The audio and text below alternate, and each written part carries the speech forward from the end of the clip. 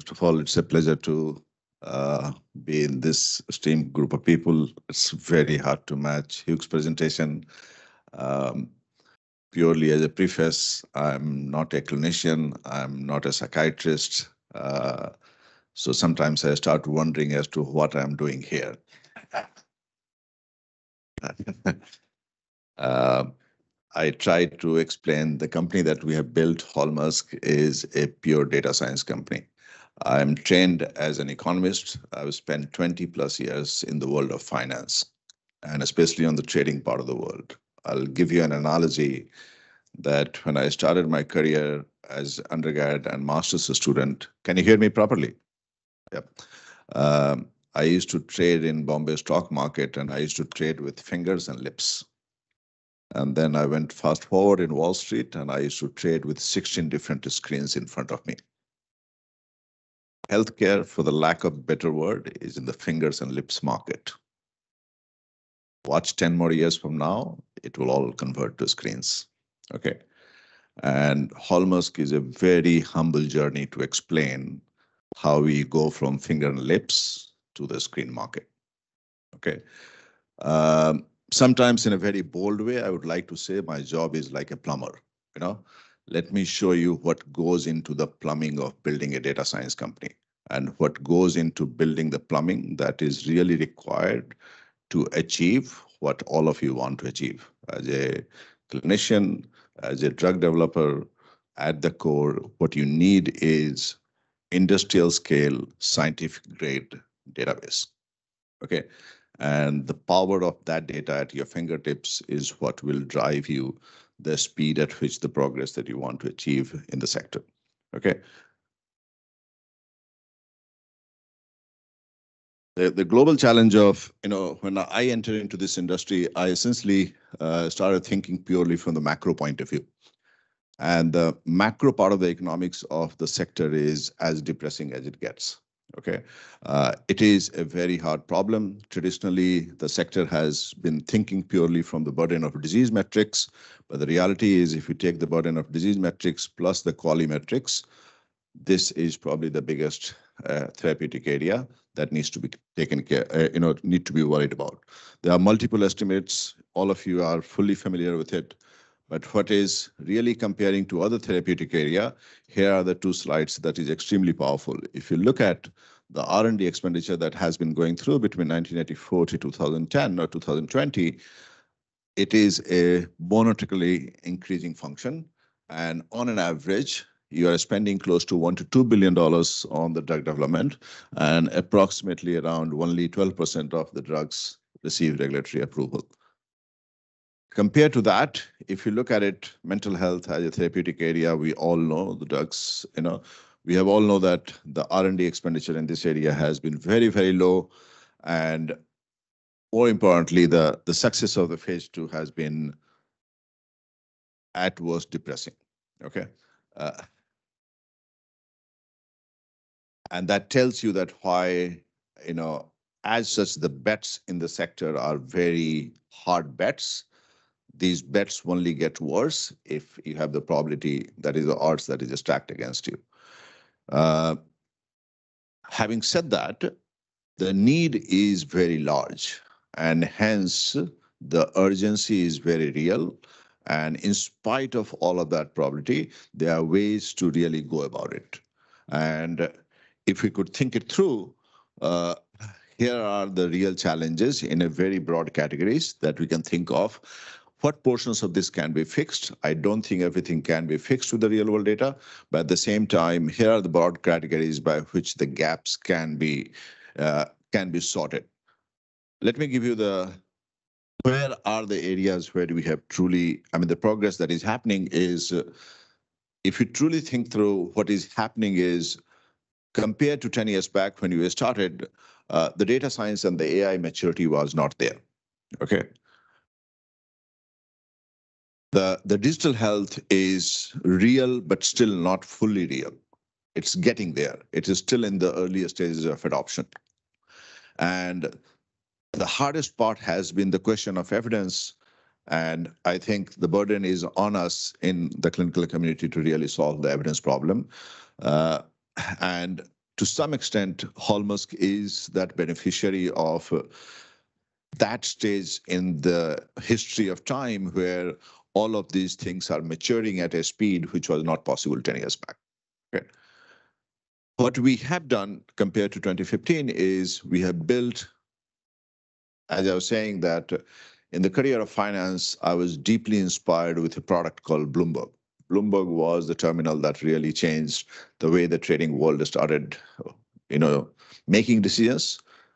NeuroBlue is that Bloomberg for mental health sector. When we started with 500,000 patients' life longitudinal data. 9 years into it, we have 30 million plus lives, patient lives. Okay. We have approximately around 1 million plus treatment centers data gets collected. And there is nothing under neuropsychiatric areas that we don't have the data on. Very large cohort of data. Both the structured component of the data is there, but the real hard part is the unstructured component of the data and collecting them and curating them. And what we have done is fully de-identified the database and then map them to OMOP model. Okay. And mapping of the OMOP model has been backbreaking. Okay. Once we have mapped all of that, then literally converting into a common data model, this is the hardest task. Okay. The curation of the data, which currently routinely get captured, is extremely limited. There is a very large part which sits in the notes. And if you don't know how to convert them, using all the best of NLP that is out there and convert them into a mechanism by which you can really enhance, your database will always be limited in psychiatry. And doing this has been almost, I would say, back-breaking work of 7 years. Okay. Once you have done all of that, then here is the process by which we use massive amount of NLP technology to really convert that and really build. The outcome of all of that is we are able to do things that we could not do before. We are able to do studies which are really helping in any one of these components and building the baseline of the database, which you can link with other databases. This is purely clinical electronic health record data. But once you have done that, you can layer that with claims data, and I'll talk about that in the next section. Here are some of the key studies that we have done, which was not possible. Things like, cognitive impairment or negative symptoms. These are studies where you could not study them because they are not mapped in the structured data. These things are only possible if you are really ready to go through the very large cohort of patients and really study them through their unstructured component of the data. Okay. Things like these publications that we did in the Lancet Psychiatry last year, that CGIS is a massive predictor for early hospitalization.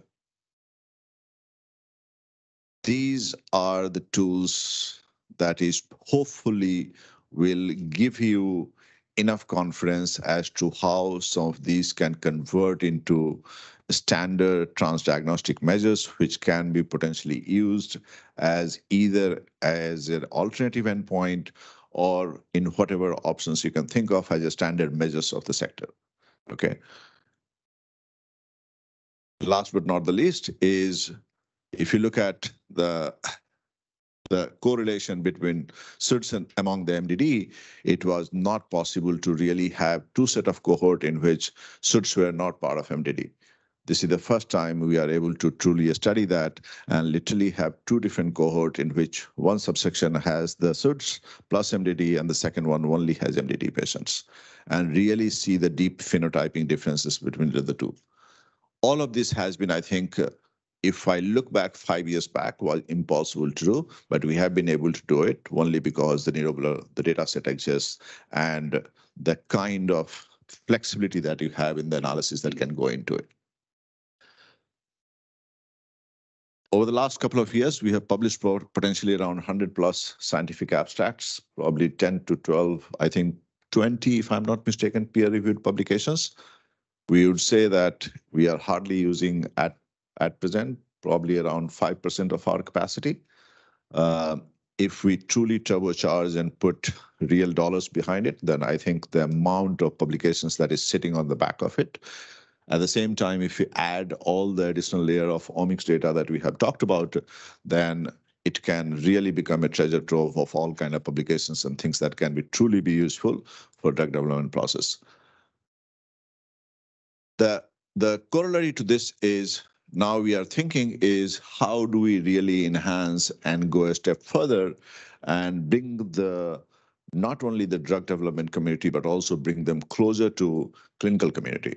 How do you truly bridge the gap between translational research and clinical practice and build an iterative tool between the two? And this is something many of you might be familiar with in NHS mental health mission is essentially towards that goal. Okay. We are working very closely with Mercy Care, which is a very well established. We have built the trusted research environment for them. NeuroBlue is nothing but a TRE. And so if I look fast forward, where do we see that the value exists? There is a very crude observation that in neuropsychiatry, the language of RCT and RW is not the same. Okay. And unless we change this line, remove that, this sector is going to suffer in a very serious way, and the development are always going to be limited. How do we change that line to a Quigley line, and the closer and closer we get, the convergence will lead to the success. Okay. Here is one version by which you can do it. Okay. What you have seen is a version by which you have just seen this data and what we have been able to achieve. You can literally layer this up. And what I'm trying to say is we have solved the science problem, we have solved the technology problem. It's a matter of layering it up. It's a resource commitment issue. Okay.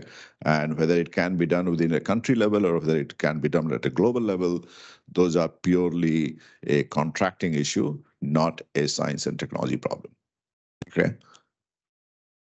The second option is really, can we bring these two communities together? Can we really make them talk to each other and learn from each other? If we can, a version of future that I'm really, really interested is this. This was my ambition when I started in 2015. What you are seeing right now is NeuroBlue here, 2024, 9 years journey. 30 million patients, close to 1 million provider, close to 100 plus scientific publications, more than 20 plus partners. What we have spent is around 70 million so far. Everyone is talking about AI. It is going to be very real in the very near future. Okay. The version from NeuroBlue to NeuroLLM is going to happen. Holmes might have a big role to play.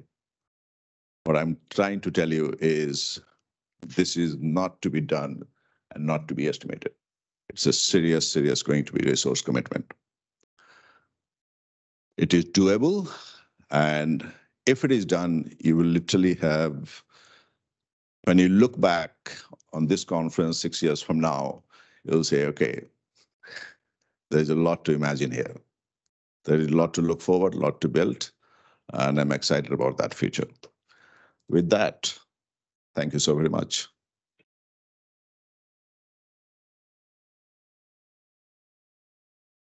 Thank you, Nawal.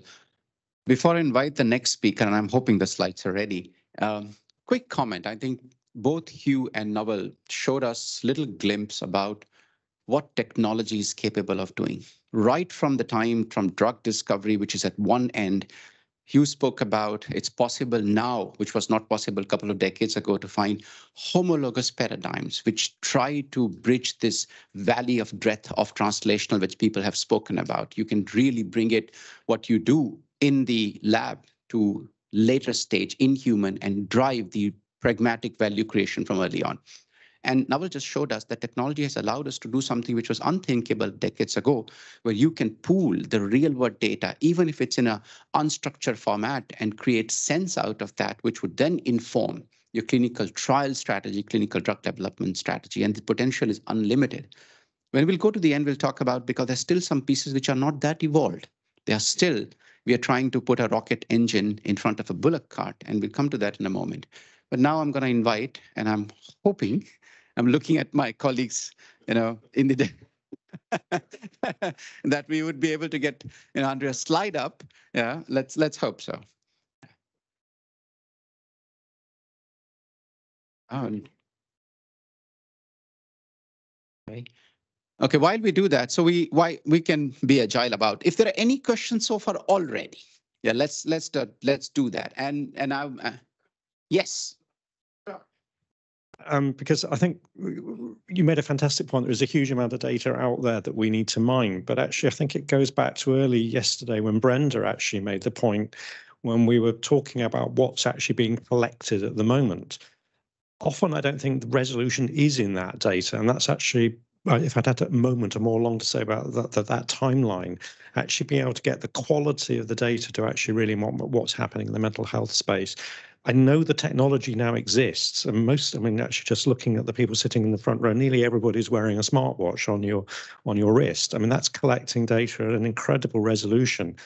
That's the sort of thing I think we also need to look forward to, is not just looking backwards, but also how can we homologize this data so that we can then use it in an appropriate way.